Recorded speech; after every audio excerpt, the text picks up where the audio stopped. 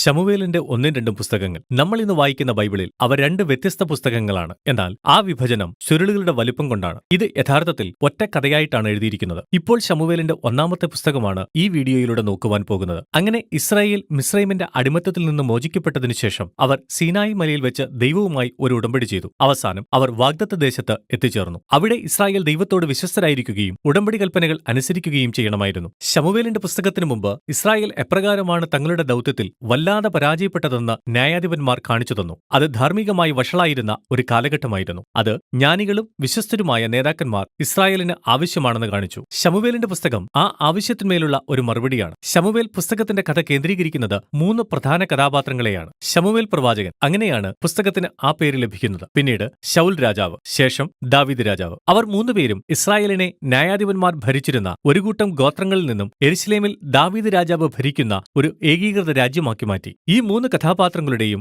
കഥകളെ ഒരുമിച്ച് നെയ്തെടുക്കുന്ന മനോഹരമായ ഒരു രൂപകൽപ്പനയാണ് ശമൂവേലിന്റെ പുസ്തകത്തിനുള്ളത്. ഇതിന് 4 പ്രധാന ഭാഗങ്ങളാണുള്ളത്. ശമൂവേലാണ് പുസ്തകത്തിന്റെ ആദ്യ വിഭാഗത്തിലെ പ്രധാന നേതാവും പ്രവാചകനും. എങ്കിലും അവൻ അടുത്ത ഭാഗത്തും ഒരു പ്രധാന പങ്ക് വഹിക്കുന്നു. അത് ശൗലിന്റെ കഥയാണ്. ഇത് 2 വ്യത്യസ്ത നീക്കങ്ങളായിട്ടാണ് പറഞ്ഞിരിക്കുന്നത്. ആദ്യം ശൗൽ അധികാരത്തിൽ വരികയും ശേഷം അവന്റെ പരാജയങ്ങളും, രണ്ടാമത്തെ ഭാഗം അവന്റെ വീഴ്ചയും ദുരന്തമായ മരണത്തെയും കുറിച്ചാണ്. പിന്നീട് ശൗലിന്റെ മരണകഥ ദാവീദിന്റെ ആവേശകരമായ അധികാരകയറ്റവുമായി യോജിപ്പിക്കുന്നു. പിന്നീട് ദാവീദിന്റെ കഥ 2 നീക്കങ്ങളായിട്ടാണ് പറഞ്ഞിരിക്കുന്നത്. ആദ്യം അവൻ വിജയത്തിലേക്ക് കുതിക്കുന്നു. തുടർന്ന് തന്റെ കുടുംബത്തിന്റെയും രാജ്യത്തിന്റെയും പതുക്കെയുള്ള സ്വയനാശത്തിന് കാരണമായ അവന്റെ സ്വന്തം പരാജയം. ഈ പുസ്തകം അവസാനിക്കുന്നത് കഥ ഒന്നുകൂടെ മുഴുവനായും തിരിഞ്ഞു നോക്കുന്ന ഒരു സമാപ്തിവാക്യത്തോടെയാണ്. നമുക്ക് സവിസ്തരം ഇവയെല്ലാം എങ്ങനെയാണ് വിശദീകരിച്ചിരിക്കുന്നതെന്ന് നോക്കാം. ഒന്നാമത്തെ ഭാഗം ന്യായാധിപന്മാരുടെ പുസ്തകത്തിലെ ആ കുഴപ്പം നിറഞ്ഞ അന്തരീക്ഷത്തിൽ നിന്നാണ് തുടങ്ങുന്നത്. അവിടെ ഹന്ന എന്നുപേരുള്ള സ്ത്രീയുടെ വളരെ ഹൃദ്യമായ ഒരു കഥയോടെയാണ് തുടങ്ങുന്നത്. അവൾക്ക് ഒരിക്കലും മക്കൾ ഇല്ലാതിരുന്നതിനാൽ അവൾ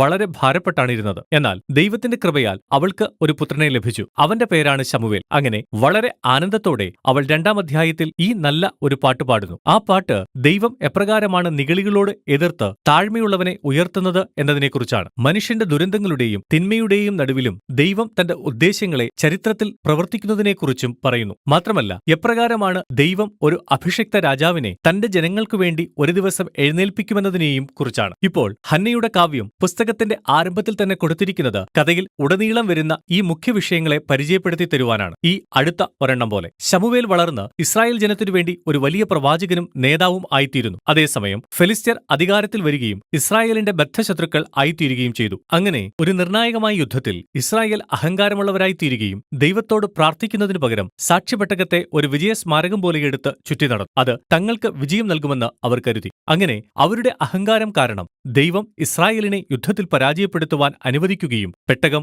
മോഷ്ടിക്കപ്പെടുവാനും ഇടയായി. ഫെലിസ്ത്യർ പെട്ടകം എടുത്തുകൊണ്ടുപോയി അവരുടെ ദേവനായ ദാഗോന്റെ ദൈവാലയത്തിൽ കൊണ്ടുവച്ചു. അതിനുശേഷം ഇസ്രായേലിന്റെ ദൈവം ഫെലിസ്ത്യരെയും അവരുടെ ദേവനായ ദാഗോനെയും സൈന്യമില്ലാതെ തന്നെ പരാജയപ്പെടുത്തുന്നു. അത് ആ ജനത്തിന്റെ മേൽ ബാധകളെ അയച്ചുകൊണ്ടായിരുന്നു. അങ്ങനെ സ്വാഭാവികമായി ഫെലിസ്ത്യർക്ക് ഇപ്പോൾ പെട്ടകം വേണ്ടാതായി. അവർ അത് തിരികെ ഇസ്രായേലിലേക്ക് അയച്ചു. ഈ ചെറിയ കഥയുടെ ആശയം ഒരുപക്ഷെ ഇതായിരിക്കാം: ദൈവം ഇസ്രായേലിന്റെ വിജയസ്മാരകമല്ല, അവൻ ഫെലിസ്ത്യർക്കിടയിലും തന്റെ സ്വന്തം ജനത്തിന്റെ ഇടയിലുമുള്ള നിഗളികളെ എതിർക്കുന്നു. അതുകൊണ്ട് ഇസ്രായേൽ തുടർന്നും താഴ്മയുള്ളവരും അനുസരണയുള്ളവരും ആയിരിക്കണം. എങ്കിൽ മാത്രമേ ദൈവത്തിന്റെ ഉടമ്പടി അനുഗ്രഹം അനുഭവിക്കുകയുള്ളൂ. ഇത് അടുത്ത വലിയ വിഭാഗത്തിൽ വിശദീകരിക്കുന്നു. ഇസ്രായേലിയർ ശമൂവേലിന്റെ അടുക്കൽ വന്നിട്ട് അവർ ഇപ്രകാരം പറയുന്നു: ഞങ്ങൾക്ക് മറ്റുള്ള രാജ്യങ്ങളെപ്പോലെ ഒരു രാജാവിനെ വേണം. പോയി ഞങ്ങൾക്ക് വേണ്ടി ഒരാളെ തിരഞ്ഞുപിടിക്ക്. അങ്ങനെ ശമൂവേൽ ഏകദേശം പുറത്തായതുപോലെയായി. അവൻ ദൈവവുമായി ആലോചന ചോദിക്കുവാൻ പോയി. അങ്ങനെ ദൈവം പറയുന്നു: അതെ, അവരുടെ ഉദ്ദേശ്യങ്ങൾ എല്ലാം തെറ്റാണ്. എങ്കിലും അവർക്ക് ഒരു രാജാവിനെ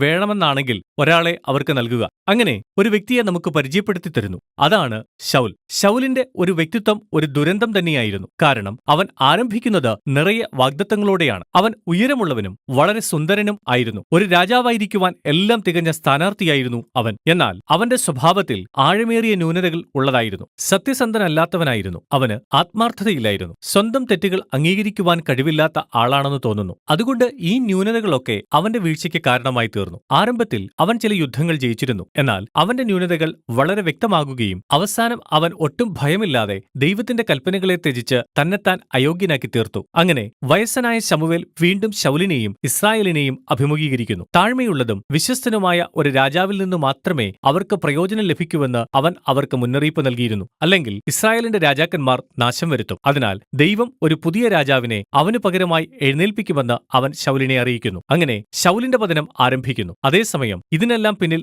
ദൈവം ഒരു പുതിയ രാജാവിനെ എഴുന്നേൽപ്പിക്കുവാൻ പ്രവർത്തിക്കുന്നു. അത് ഒരു പ്രാധാന്യമില്ലാത്ത ഇടയനായ ഒരു ബാലനായിരുന്നു. അവനാണ് ദാവീദ്. അവൻ രാജാവാകാൻ ഏറ്റവും സാധ്യത കുറഞ്ഞ സ്ഥാനാർത്ഥിയായിരുന്നു. എന്നാൽ ദാവീദിന്റെയും ഗോല്യാത്തിന്റെയും പ്രസിദ്ധമായ കഥ കാണിക്കുന്നത് ദൈവം ദാവീദിനെ തിരഞ്ഞെടുത്തത് അവന്റെ കുടുംബത്തിന്റെ നിലവാരത്തെ അടിസ്ഥാനമാക്കിയല്ല, മറിച്ച് ഇസ്രായേലിന്റെ ദൈവത്തിലുള്ള ധൈര്യമുള്ളതും ആ താഴ്മയുമായ വിശ്വാസത്തെ അടിസ്ഥാനമാക്കിയാണ്. അങ്ങനെ ഈ കഥ ഹന്നയുടെ പാട്ടിലുള്ള എല്ലാ വിഷയങ്ങളെയും ഉൾക്കൊള്ളുന്നു. നിഗളികളായ ശൗലും ഗോല്യാത്തും താഴ്ത്തപ്പെട്ടു, എന്നാൽ താഴ്മയുള്ള ദാവീദ് ഉയർത്തപ്പെട്ടു. ഇവിടെ നിന്നും നാം കാണുന്നു ശൗൽ പതുക്കെ ഒരു ഭ്രാന്തനായിത്തീരുന്നു. ഇതെല്ലാം സംഭവിച്ചത് ദാവീദ് അധികാരത്തിലേക്ക് വരുന്നതോടെയായിരുന്നു. ദാവീദ് ഇപ്പോൾ സേനാധിപതിയായി ശൗലിനു വേണ്ടി പ്രവർത്തിക്കുകയും എല്ലാ യുദ്ധങ്ങളും ജയിക്കുകയും ചെയ്യുന്നു. അങ്ങനെ അവന് എല്ലാ പ്രസിദ്ധിയും നേടുന്നു. അങ്ങനെ ശൗലിന് അസൂയ തോന്നുകയും അവൻ ദാവീദിനെ ഓടിപ്പിച്ച് അവനെ വേട്ടയാടി കൊല്ലുവാൻ ശ്രമിക്കുന്നു. ദാവീദ് ഒരു തെറ്റും ചെയ്തിട്ടില്ല. അതിനാൽ അവൻ ഓടി മരുപ്രദേശത്ത് കാത്തിരിക്കുന്നു. ഇവിടെ നാം ദാവീദിന്റെ യഥാർത്ഥ സ്വഭാവത്തെ കാണുന്നു. ശൗലിനെ കൊല്ലുവാനായിട്ട് അവന് ധാരാളം അവസരങ്ങൾ കിട്ടിയിരുന്നു. എന്നാലും അവൻ അത് ചെയ്യുന്നില്ല. അവന്റെ വിശ്വാസമായിരുന്നു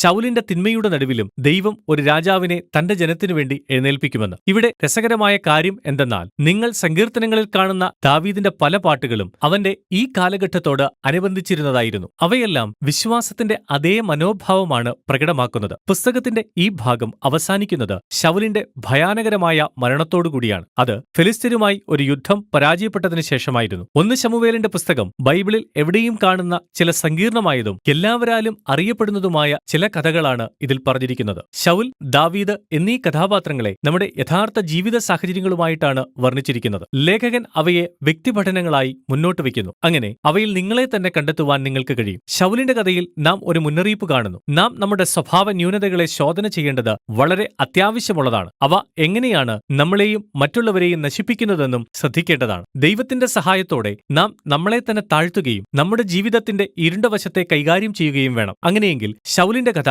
നമ്മുടേതാവുകയില്ല. മറുവശത്ത് ദാവീദ് നമ്മുടെ മുന്നിൽ ക്ഷമയ്ക്കും നമ്മുടെ ജീവിതത്തിൽ ദൈവത്തിന്റെ സമയത്തിൽ ആശ്രയിക്കുവാനും ഒരു നല്ല ഉദാഹരണമായിട്ട് പ്രദർശിപ്പിക്കുന്നു. മരുപ്രദേശത്തിലൂടെ ഓടുമ്പോഴും ശൗലിനാൽ വേട്ടയാടപ്പെടുമ്പോഴും ദാവീദിന് ദൈവം തന്നെ തള്ളിക്കളഞ്ഞുവെന്ന് ചിന്തിക്കാമായിരുന്നു. എന്നാൽ അവൻ അങ്ങനെ ചിന്തിച്ചില്ല. അതുകൊണ്ട് ദാവീദിന്റെ കഥ നമ്മെ മനുഷ്യന്റെ തിന്മകൾക്ക് നടുവിലും നിഗളികളോട് എതിർക്കുവാനും താഴ്മയുള്ളവരെ ഉയർത്തുവാനും ദൈവം തന്റെ ഉദ്ദേശങ്ങൾ പ്രവർത്തിക്കുന്നു എന്നതിൽ ആശ്രയിക്കുവാൻ നമ്മെ ആഹ്വാനം ചെയ്യുന്നു. ഇതാണ് 1 ശമൂവേൽ പുസ്തകത്തിന്റെ ഉള്ളടക്കം.